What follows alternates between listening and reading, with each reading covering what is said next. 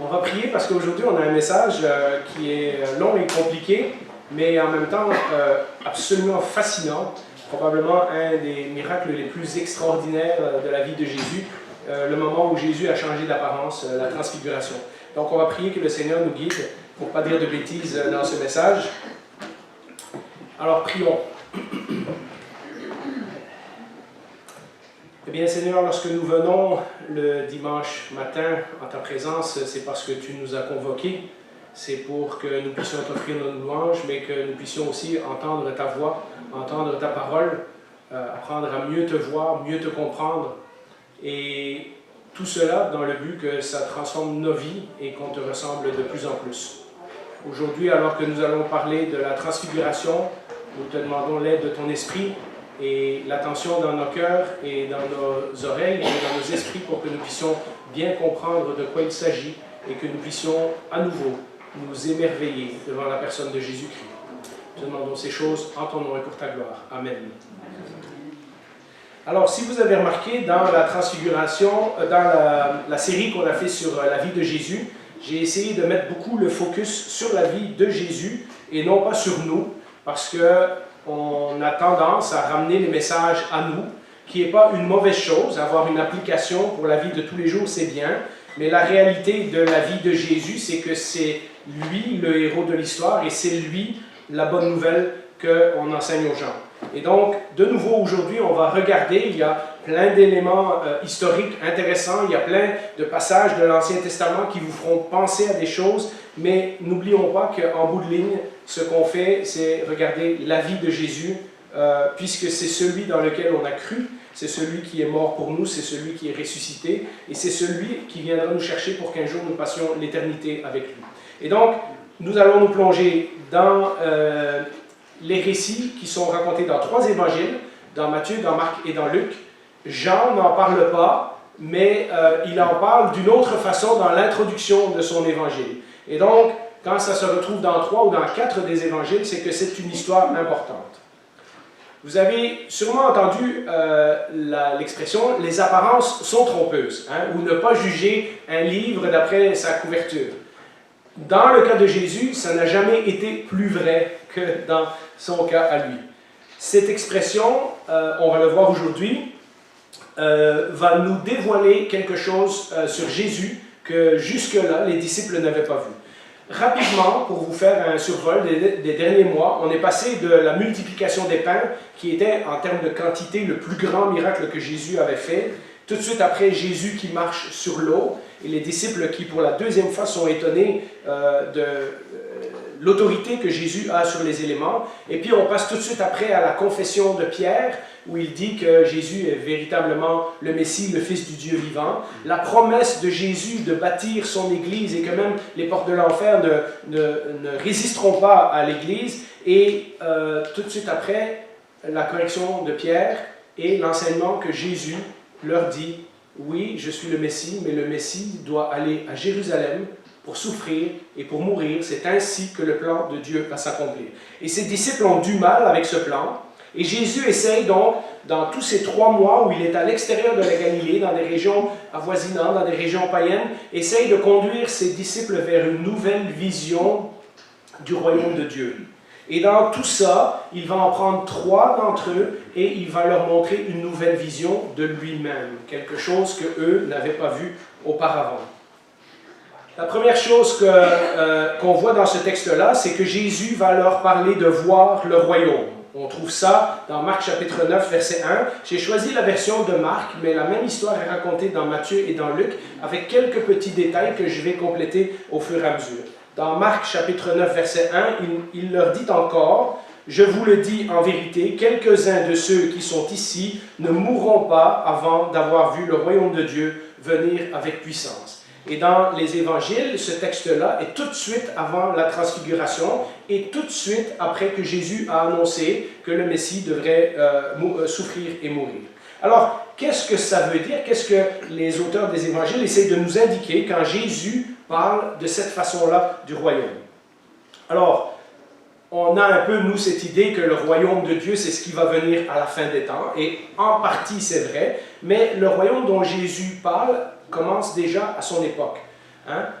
On l'a vu, il a dit aux Juifs de son époque, le royaume s'est approché. Hein? Si vous dites que je viens de la part de Dieu, alors vous savez que le royaume est arrivé. Des gens ont pensé qu'il parlait peut-être de la destruction de Jérusalem, quelques années plus tard. D'autres ont pensé que c'était à la Pentecôte, lorsque l'Église allait tout à coup grandir de 3000 personnes. Mais je pense, honnêtement, si on regarde un peu le texte et le contexte, que Jésus est en train de parler de ce moment-là, de sa transfiguration. Il est en train de dire, je vous ai annoncé que le Messie doit mourir, je sais que vous êtes choqués, je vais en prendre 3 d'entre vous et je vais vous montrer quelque chose de spécial et vous allez avoir un aperçu de ce qu'est le royaume de Dieu. Jésus a annoncé à plusieurs reprises que le royaume était arrivé avec lui, que le royaume avait des nouvelles règles, que le royaume de Dieu était différent, que le Messie, le roi de ce royaume, était un roi différent. Il a encouragé les gens d'y entrer. Nous avons vu il y a quelques semaines qu'il a dit le chemin du disciple, c'est celui qui va entrer dans le royaume. Il va aussi avoir une façon de vivre qui va avec le royaume. On l'a vu dans le sermon sur la montagne. Il a encouragé les gens d'y entrer et de rejeter l'enseignement des pharisiens, la façon des pharisiens. Il a demandé de choisir le chemin étroit et la porte étroite et non pas le chemin large de la religion. Mais il a parlé de sa mort et tout à coup, ça ne correspond plus avec les disciples. Entrer dans le royaume, c'est bien. Entrer avec un roi qui a la puissance et qui maintenant a fait des miracles et qui est capable de marcher sur l'eau et de nourrir des foules et tout ça, c'est bien. Mais un roi qui doit souffrir, ça ne fait pas de sens pour les disciples. Et ils essayent de tout mettre ça ensemble et c'est ce qu'on voit un peu ici. Et je pense que Jésus prend ces 3-là, Pierre, Jacques et Jean, avec lui, qui sont son cercle un peu plus personnel. Il les prend avec lui pour leur montrer quelque chose afin qu'ils soient encouragés dans la suite des événements. Alors, le texte nous dit qu'il les a pris sur une haute montagne. Au verset 2, ça dit « 6 jours après, Jésus prit avec lui Pierre, Jacques et Jean, et il les conduisit seuls à l'écart sur une haute montagne. » Donc, il a pris ces 3-là, pas les 12. S'il avait pris les 12, Judas aurait été dans le lot, et ça n'aurait pas bien marché. Donc, il prend les 3 qu'il prend toujours lorsqu'il parle de leadership, lorsqu'il en choisit 3 en particulier, c'est toujours ces 3-là. Luc nous dit 8 jours après, les 2 autres évangiles nous disent 6 jours après. Alors, vous allez voir, si vous regardez des vidéos sur YouTube et sur TikTok, les gens vont dire hey, « Regarde, il y a une erreur dans la Bible, c'est la preuve que la Bible raconte n'importe quoi. » En fait, c'est pas compliqué. Si je vous dis que dimanche, jusqu'à dimanche prochain, il y a 6 jours. Mais il y a lundi, mardi, mercredi, jeudi, vendredi, samedi. Mais si je compte comme Luc, je vais compter aujourd'hui, dimanche, et je vais compter l'autre dimanche. Je vais compter le jour où ça commence et le jour où ça finit.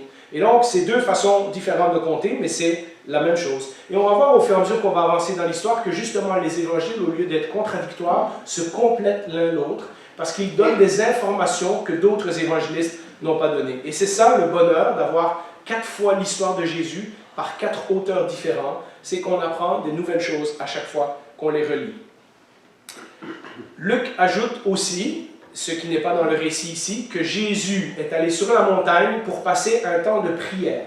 Et on va voir plus tard, en fait la semaine prochaine, qu'il y avait une importance à cette phrase-là, parce que Jésus va là pour parler à son Père. Et on dirait que dans les évangiles, plus la fin de Jésus approche, plus il a besoin de se retrouver en communion avec son Père. Plus il a besoin de se concentrer sur sa mission, parce que le chemin ne va pas devenir plus facile à partir de maintenant. Au contraire, et on le verra dès la semaine prochaine, dès qu'il descend de la montagne, on va voir les complications vont arriver. Et donc Jésus, plus sa vie avance, plus il approche de la croix, plus il a besoin de passer du temps en prière avec le Père. Rappelez-vous que nous sommes à ce moment-là, donc une semaine avant, on était dans la région de Césarée de Philippe, qui est à l'extrême limite du pays d'Israël, qui est en territoire païen quasiment, dans la région de Bachan. Et c'est dans ce contexte-là que ça nous dit que Jésus a pris les disciples sur une haute montagne. Il y a une seule haute montagne dans la région, c'est le mont Hermon.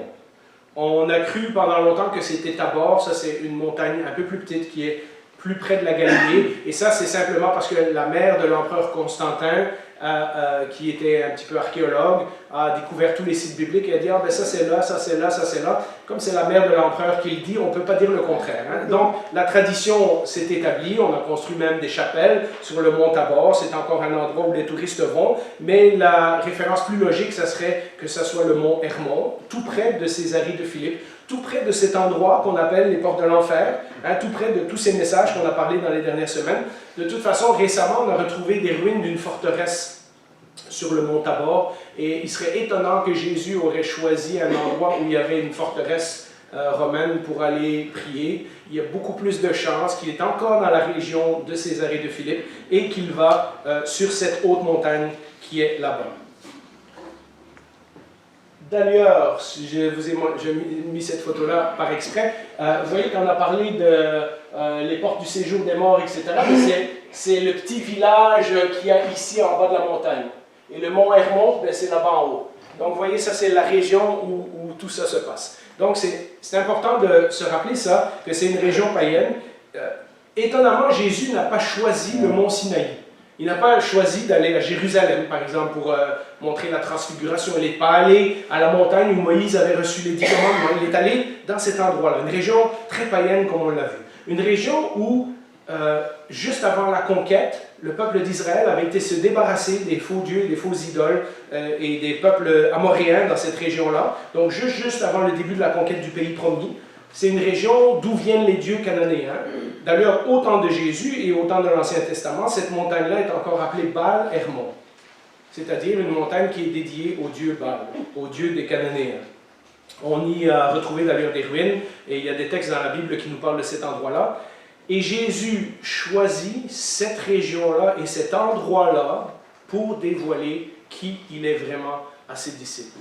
Donc, c'est comme si Jésus est en train d'entrer en guerre contre les forces spirituelles, contre vous vous rappelez, on a dit qu'au bas de cette montagne, il y avait un temple dédié à Pan, il y avait un temple dédié à l'empereur, il y avait plusieurs cultes qui se déroulaient dans cette région-là. Et c'est cette région-là que Jésus choisit pour dévoiler qu'il est le Messie, qu'il est le Fils de Dieu, et pour montrer sa gloire à ses disciples. Après 2 ans, il entre maintenant dans la dernière période de sa vie et la confrontation avec les forces du mal va aller de plein fouet. Il y a une véritable bataille spirituelle qui est en train de se jouer dans tous ces chapitres. Et c'est pour ça que j'ai passé du temps à vous expliquer tout ce qui se passe, les paroles de Pierre, le reproche de Jésus, les portes de l'enfer et toutes ces choses-là. Il y a vraiment quelque chose, il y a un tournant spirituel qui est en train de se dérouler à ce moment-là. Et tout de suite après, la semaine prochaine, je vous le dis, Jésus va descendre de la montagne et il va rencontrer un démon. Et on va voir que l'opposition et les démons vont être de plus en plus féroces au fur et à mesure qu'ils approchent de Jérusalem et au fur et à mesure qu'il s'en va à la croix pour accomplir son destin. Alors, tout ça c'est pour vous mettre dans le contexte. C'est sur cette montagne que Jésus prend 3 disciples et qu'ils vont assister à cet événement qu'on appelle la transfiguration. Le verset 2 et le verset 3 dans Marc toujours nous disent « Il fut transfiguré devant eux, ses vêtements devinrent resplendissants et d'une telle blancheur que personne sur la terre ne peut blanchir ainsi. » Alors ça fait un petit peu drôle parce que quand j'étais petit, il y avait une publicité de lessive en Belgique et ici, à mon avis, Tide ou quoi fait quelque chose comme ça, plus blanc que blanc ou quelque chose comme ça. Et à cette époque-là, ben, voilà, c'est l'expression que Marc utilise. On ne peut pas laver un vêtement plus blanc que ça. Transfigurer, c'est le même mot que métamorphoser. Hein? C'est le même mot qu'on parle quand une chenille devient un papillon. Ce qu'elle était avant et ce qu'elle était après n'est plus du tout pareil. Et c'est exactement le mot que les évangélistes nous utilisent pour dire que Jésus a été changé de forme. Il y a quelque chose qui a changé dans Jésus. Hein? Il est devenu tellement resplendissant. C'est comme si sa véritable nature avait été, pendant un bref moment, dévoilée à ses disciples. Ce qui est caché à l'intérieur, sous une forme humaine, il a l'air comme nous, Mais pendant un moment, Jésus lève le voile et pendant un moment, ils peuvent voir physiquement une manifestation visible de qui Jésus est vraiment. Matthieu dit d'ailleurs, regardez comment chacun des évangélistes l'a qualifié. Matthieu dit que son visage resplendit comme le soleil. Alors vous pouvez imaginer, hein, si on regarde le soleil, on n'est pas capable de le regarder directement, sinon on devient aveugle. Hein. Et Luc décrit la même scène en disant que non seulement son visage a changé d'aspect, mais ses vêtements devinrent d'un blanc éclatant. Et donc, il y a vraiment quelque chose qui a marqué les 3 disciples qui étaient là. Quand ils ont vu ça, ils ont trouvé ça extraordinaire. Mais vous savez, quand on lit la Bible et quand on lit l'Ancien Testament, eh bien, un être qui brille, la lumière, les vêtements éclatants, les vêtements blancs, etc., c'est toujours un signe d'une manifestation divine. C'est soit un ange du Seigneur qui apparaît à quelqu'un, et tout le temps la personne est effrayée lorsqu'elle voit ça, ou alors c'est le Seigneur lui-même, c'est Dieu lui-même qui apparaît. Dans le psaume 104, par exemple, on le chante dans certains de nos chants, hein, « Éternel, mon Dieu, tu es infiniment grand, tu es revêtu de splendeur et de magnificence. » Mais regardez l'image que David utilise. « L'Éternel s'enveloppe de lumière comme d'un manteau. Il étend le ciel comme une tente. » C'est comme si la lumière, c'était son habit. Hein. Et c'est ce qu'on voit, ce que Dieu est dans l'Ancien Testament, c'est ce qu'on voit que Jésus est dans le Nouveau Testament. Vous vous rappellerez peut-être d'un autre texte, quand Moïse allait dans la tente de la rencontre et qu'il parlait au Seigneur, et que le Seigneur lui expliquait ses lois et ses commandements, etc., et que Moïse ressortait, son visage brillait tellement que les Israélites avaient peur de lui. Et ils lui ont demandé, dorénavant, quand tu vas rencontrer le Seigneur, mets un voile, parce qu'on a trop peur. Hein? Regardez dans Exode 34, verset 30, Aaron, donc ça c'est le propre frère de Moïse, hein, celui qui était chef des prêtres. Et tous les Israélites regardaient Moïse et virent que la peau de son visage rayonnait, ils eurent alors peur de s'approcher de lui. Donc Moïse, dans la présence du Seigneur, est tellement impacté par l'éclat de la lumière que son visage brille pendant un bon moment après qu'il a rencontré le Seigneur. Vous vous rappellerez peut-être une histoire du Nouveau Testament. L'apôtre Paul, sur le chemin de Damas, qui a vu une lumière tellement grande qu'il a été aveugle pendant 3 jours, qu'il est tombé en bas de son cheval. Alors vous voyez, dans tous ces moments, pendant un bref instant, le voile est levé et certaines personnes ont pu contempler, pas toute la gloire de Dieu, mais un bref aperçu de la gloire de Dieu.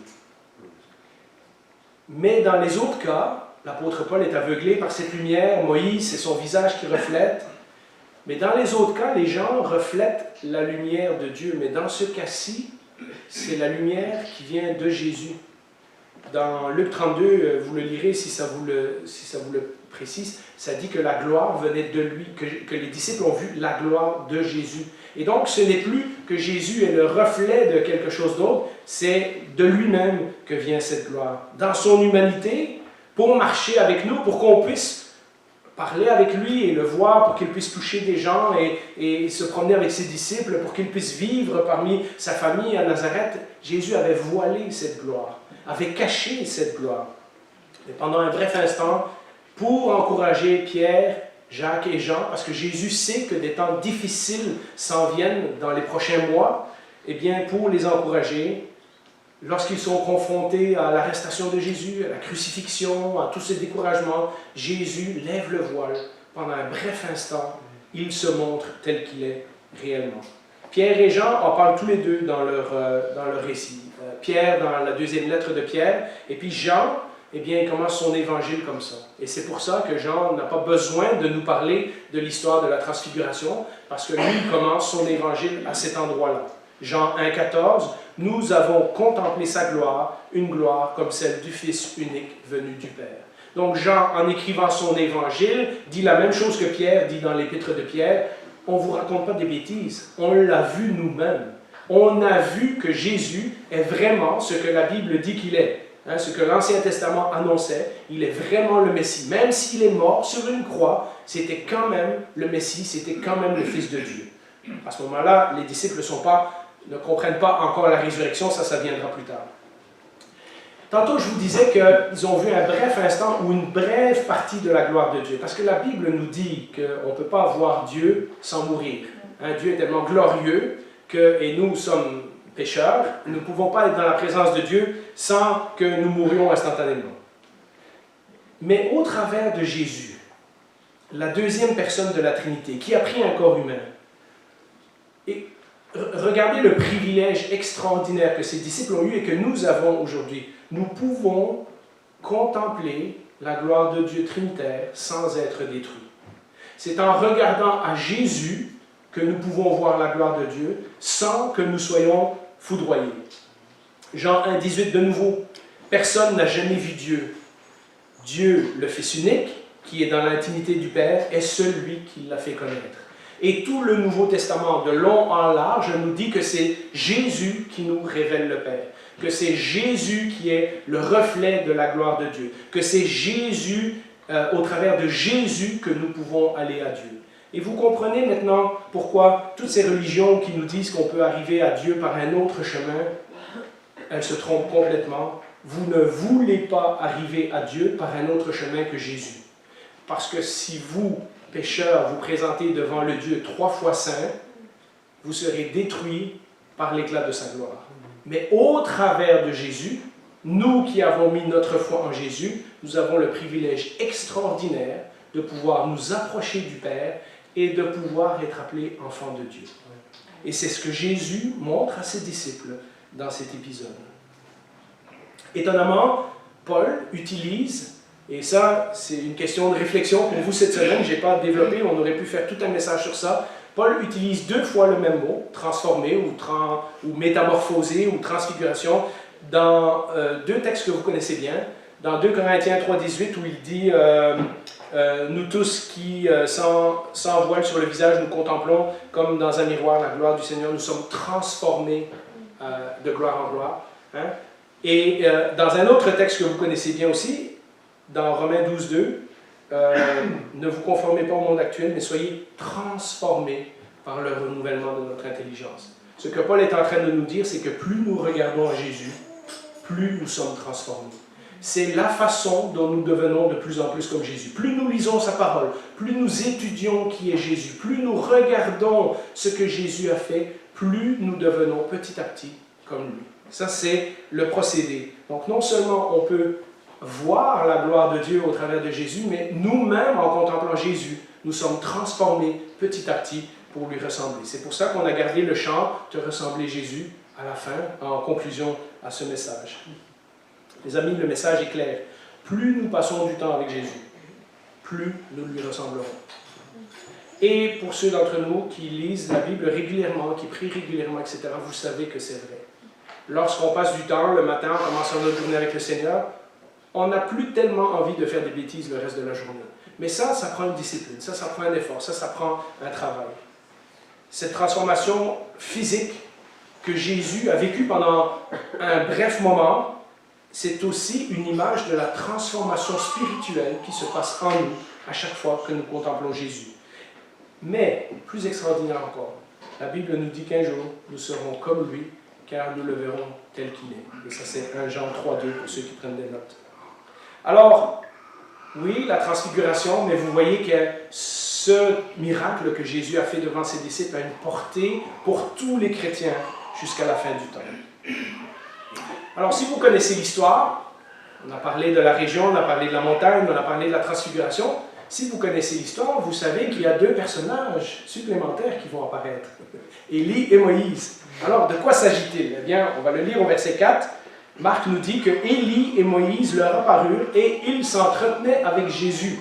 Donc, ce n'est pas une apparition comme on voit quand les gens font, par exemple, de l'occultisme ou des Ouija ou des trucs comme ça. Dans ce cas-ci, Moïse et Élie apparaissent avec Jésus et ils sont en train de parler et de communier avec lui. Le récit ne nous dit pas comment Pierre, Jacques et Jean ont reconnu que c'était Élie et Moïse, mais j'imagine que si Dieu est assez extraordinaire pour leur faire voir la transfiguration, il est aussi assez extraordinaire pour leur donner l'intelligence de comprendre qui sont ces 2 personnages-là.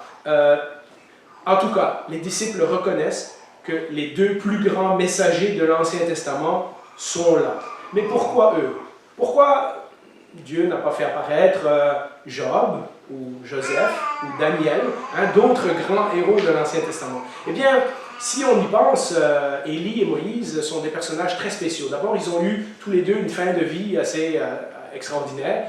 Élie a été enlevé sur un chariot et la Bible nous dit que Moïse, c'est Dieu lui-même qui l'a enterré pour pas qu'on sache où il est et qu'on ne rende pas un culte à sa tombe. Là. Donc, ils ont déjà eu des fins de vie assez spéciales. Et dans la tradition juive, comme on ne savait pas vraiment si Moïse et Élie étaient vraiment morts ou qu'est-ce qui s'était passé, on disait qu'à la fin des temps, quand le Messie va venir, bien, ça c'est les deux personnages qui vont revenir avec lui. Et donc vous voyez, ça fait partie un petit peu de l'arrière-plan culturel des Juifs. C'est deux hommes qui ont entendu tous les deux la voix de Dieu. Il n'y a pas beaucoup de gens qui entendent la voix de Dieu dans l'Ancien Testament. Ça, ce sont deux personnes à qui Dieu a parlé directement. Tous les deux aussi, et ça j'en ai parlé à plusieurs reprises, les deux autres périodes dans la Bible où il y a des miracles, c'est lorsque Moïse est là et lorsque Élie est là.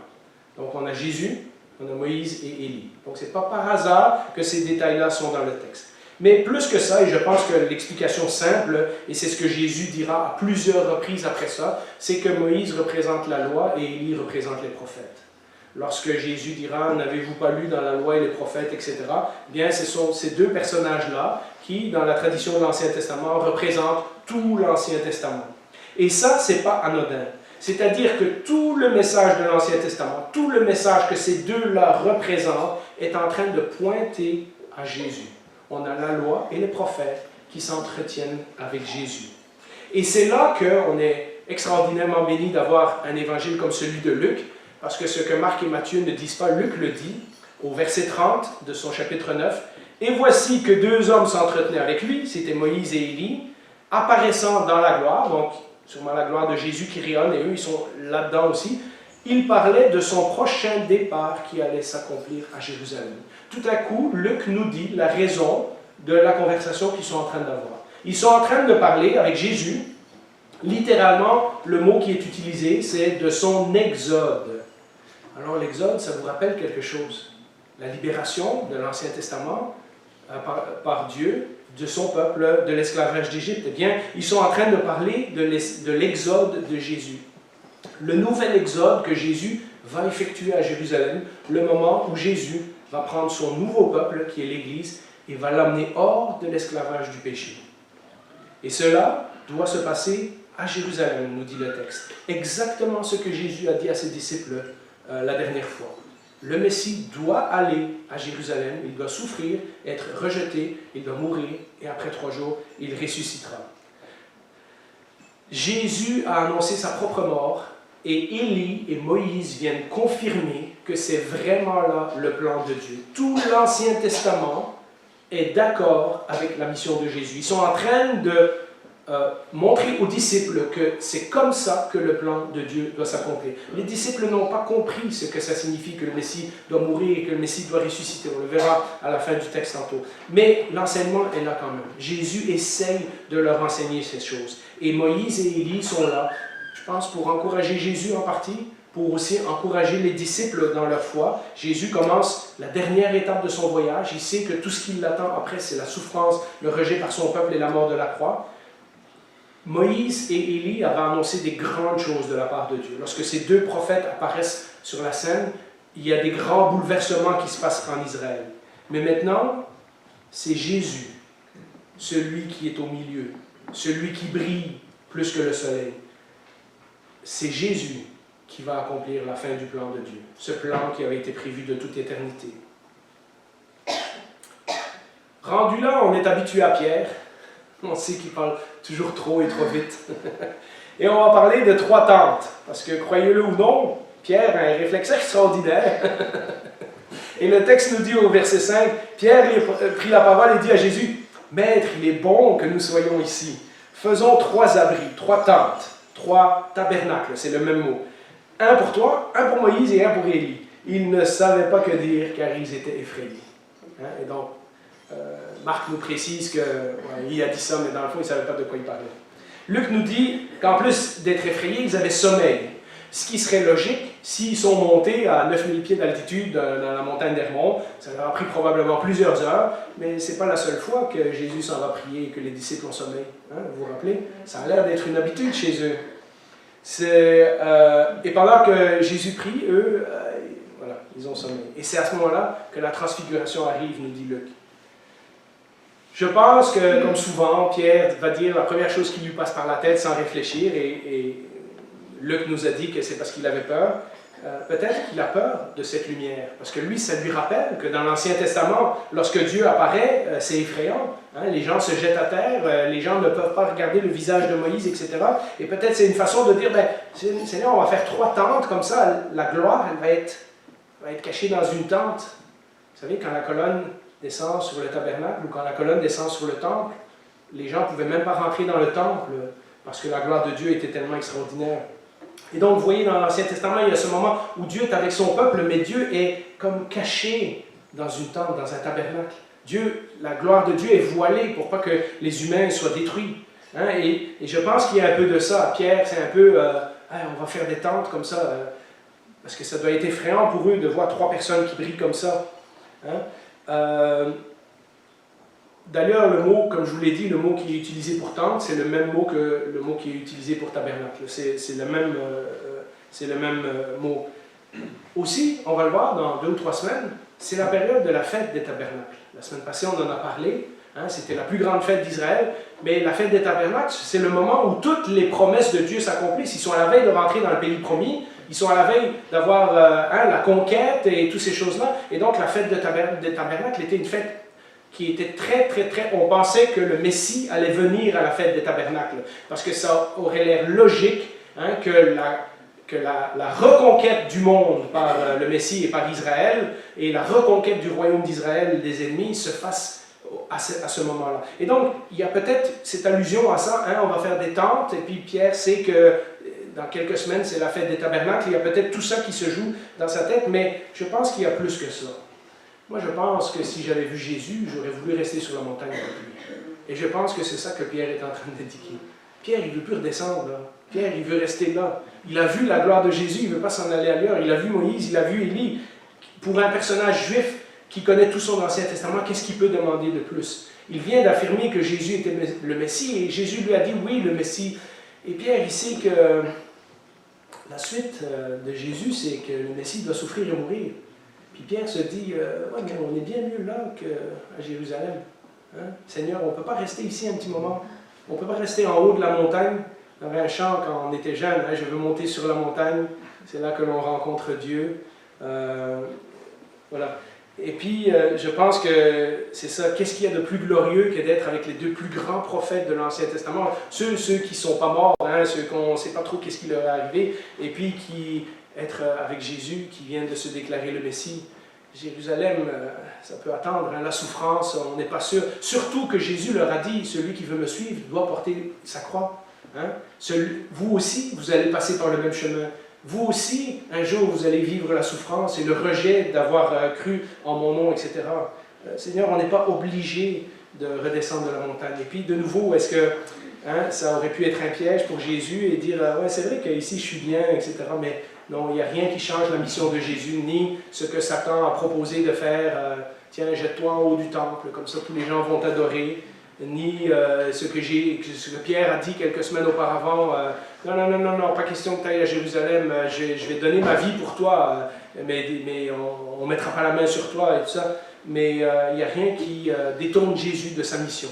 Il sait que c'est Jérusalem, il sait que c'est la croix qui l'attend, il sait que ça c'est la fin du message de Moïse et Élie. Tout ce que l'Ancien Testament pointait, c'est vers ça, c'est le plan parfait de son Père et il doit l'accomplir.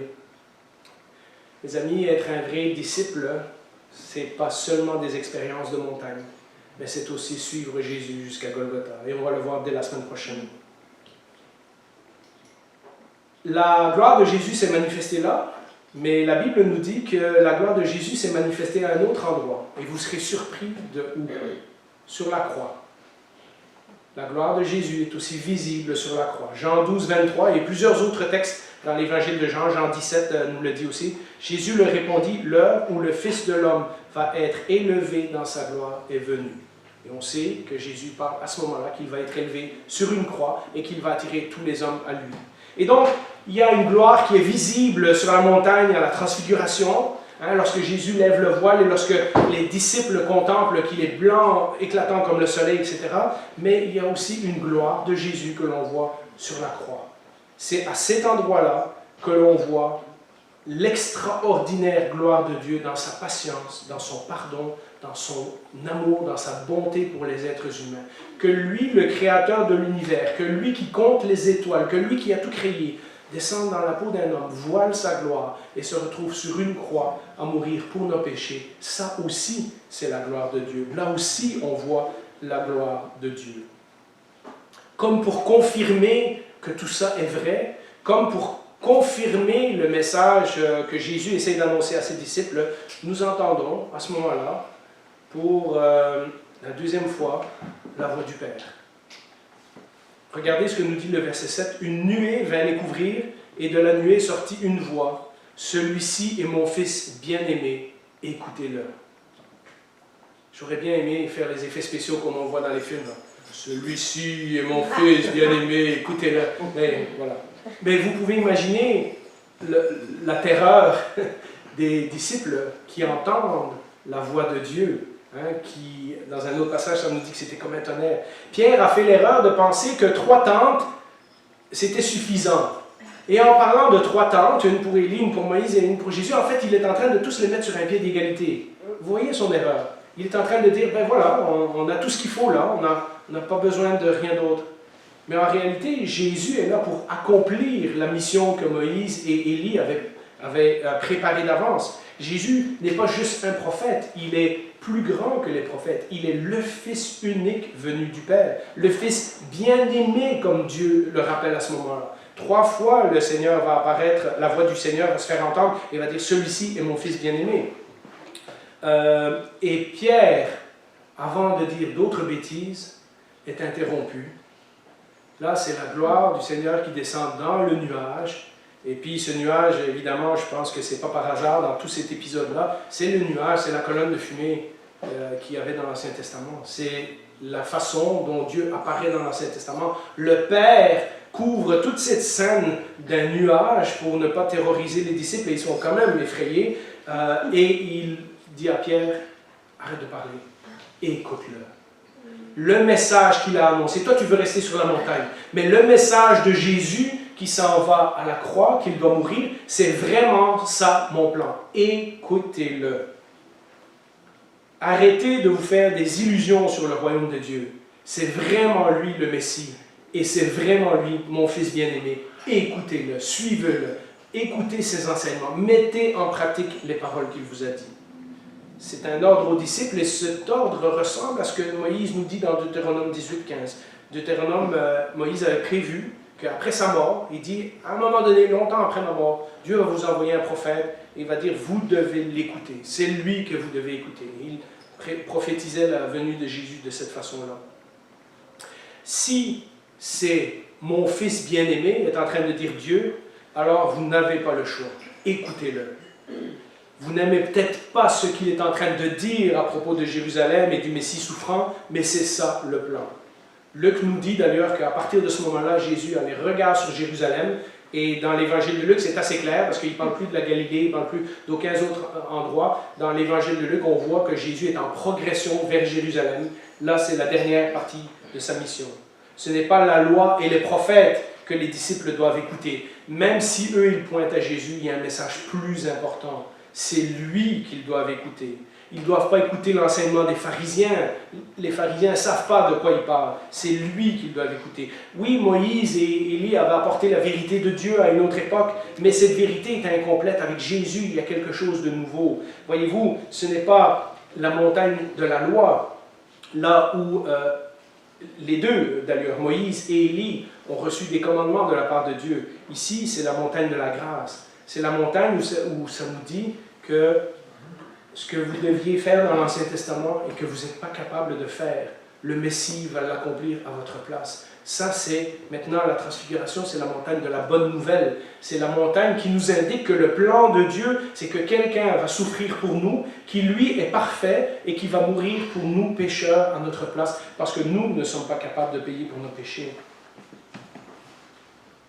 Ce que Jésus s'apprête à faire à Jérusalem une fois pour toutes, pensez-y, il va accomplir une fois pour toutes tout ce que la loi et les prophètes avaient demandé aux êtres humains de faire et qu'ils étaient incapables de faire. Combien de fois on a des rappels de revenir au commandement de Dieu, d'obéir? Combien de fois les prophètes ont rappelé au peuple qui s'était détourné, et malgré tout le peuple d'Israël, le propre peuple de Dieu, celui qui avait vu les miracles en Égypte, celui qui avait passé au travers de la mer morte, celui que Dieu avait aidé à conquérir le pays promis, celui qui avait eu tous les rois, tous les prophètes, etc. Ce peuple se révolte sans arrêt, se rebelle sans arrêt contre Dieu.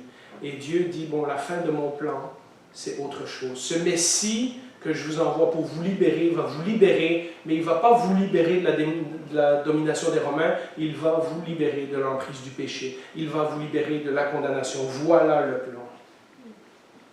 Jésus répond comme il répond tellement souvent dans la parole, dans le Nouveau Testament, mais aussi dans toute la parole de Dieu, quand Dieu parle aussi. Matthieu 17, versets 7 et 8, ce que Marc ne nous dit pas, mais je prends la version de Matthieu. Jésus s'approcha d'eux, les toucha. Ça aussi, on pourrait faire tout un message sur la façon dont Jésus nous aborde. Levez-vous, n'ayez pas peur. Ils levèrent les yeux et ne virent plus que Jésus seul. C'est Matthieu qui complète la suite, et Jésus fait ce que Dieu fait dans l'Ancien Testament. À chaque fois qu'il apparaît à quelqu'un et que la personne est terrorisée, Dieu lui dit « n'aie pas peur ». Dieu, qui a créé l'univers, accepte de s'approcher des êtres humains. Et comme nous sommes fragiles, comme nous sommes effrayés, eh bien, la première chose qu'il fait, c'est nous réconforter et dire « ne crains pas ». Les disciples ont encore du mal à comprendre.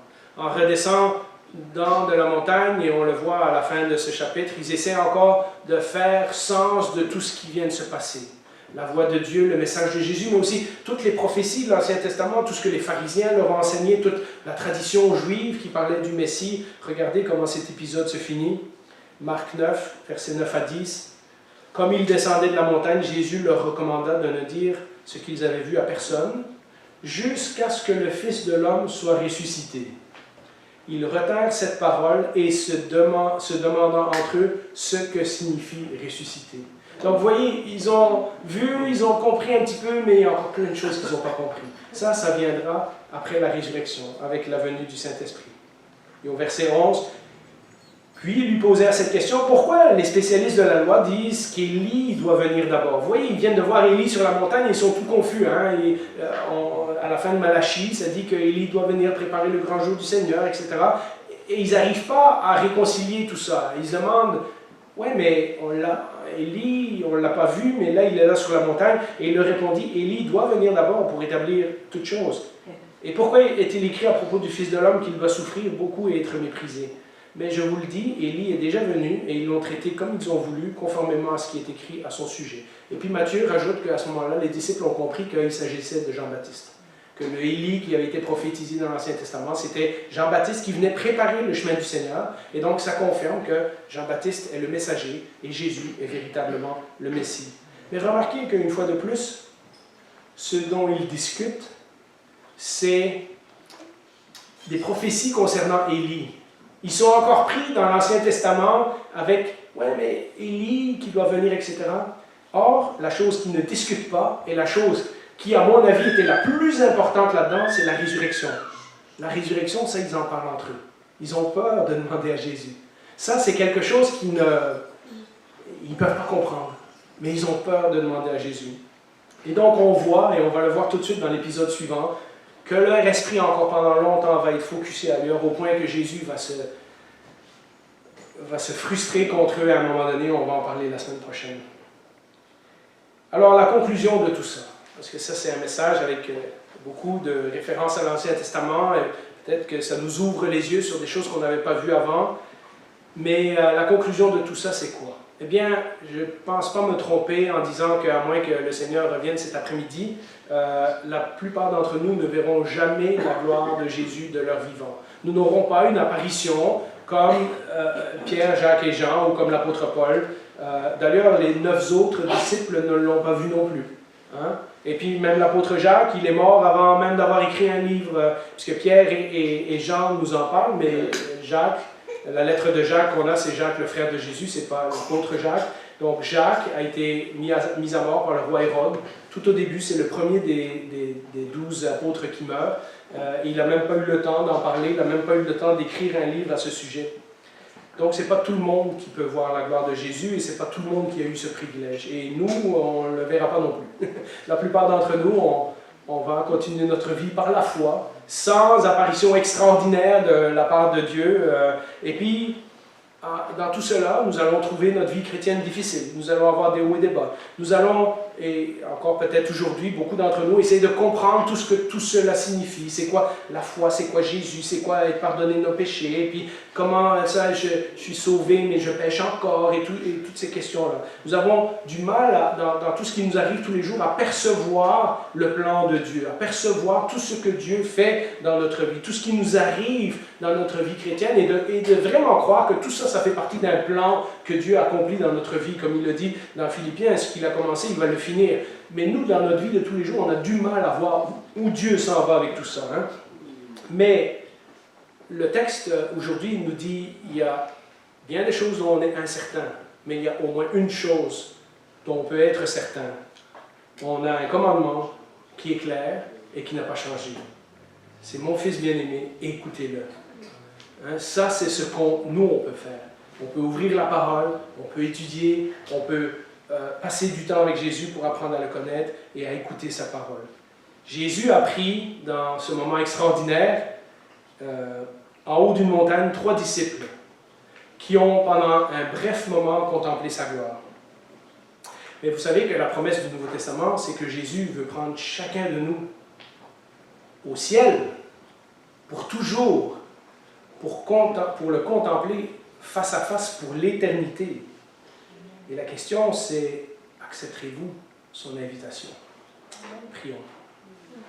Bien Seigneur, au travers de cette parole que tes apôtres ont écrite, nous pouvons nous replonger dans cet événement et faire travailler notre imagination et pendant un moment aussi penser à comment ça aurait pu être extraordinaire si nous avions vu ta gloire, si nous t'avions vu. On a l'impression que parfois toute notre vie chrétienne serait différente à partir de ce moment-là. On serait en feu pour le Seigneur et on le suivrait. Et pourtant, on voit que tout de suite après, les disciples retombent dans leur train-train quotidien, dans leur mauvaise interprétation, dans leur manque de foi, dans leur schéma, dans leurs pensées, et ça va prendre beaucoup de temps avant qu'ils soient transformés. Mais tu nous rappelles aussi cette parole que ton propre Père a dit, écoutez-le. Et c'est sur ça qu'on veut se concentrer ce matin. Oui, on aimerait bien voir ta gloire, mais tu nous laisses un commandement qui est beaucoup plus simple, beaucoup plus direct. Pas simple à suivre, mais très simple à comprendre, c'est celui de t'écouter. Pour certains d'entre nous, nous avons entendu ta voix qui nous a dit « Lâche tout et suis-moi ». Et nous avons fait ce pas et nous sommes en cheminement et nous avons parfois du mal à savoir où tu nous mènes, mais nous faisons confiance à ta parole, nous faisons confiance à ce qui nous est écrit par tes apôtres, de continuer sur ce chemin et de savoir qu'un jour, petit à petit nous sommes transformés, mais un jour nous serons complètement transformés parce que nous serons dans ta présence.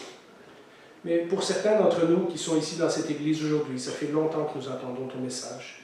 Ça fait plusieurs fois que nous entendons cette invitation de te suivre. Et nous voulons nous rappeler que cette voix, la voix du Père qui est venue du ciel, a dit « Voici mon Fils bien-aimé, écoutez-le ». Il n'y a pas de personne plus importante, il n'y a pas rien de plus précieux dans la vie que d'écouter la voix de Jésus. Alors Seigneur, touche encore les cœurs ce matin, que les gens qui ne sont pas sûrs puissent faire ce pas définitif de dire « Oui Jésus, je veux tout lâcher pour te suivre.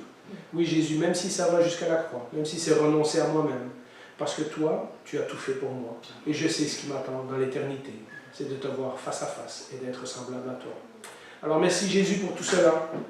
Merci parce que tu as rendu ces choses possibles en acceptant de souffrir et de mourir pour nous. Mais dans ta sagesse infinie, tu es ressuscité. Tu nous as préparé une place et nous savons que tu reviens nous chercher. Amen. Amen.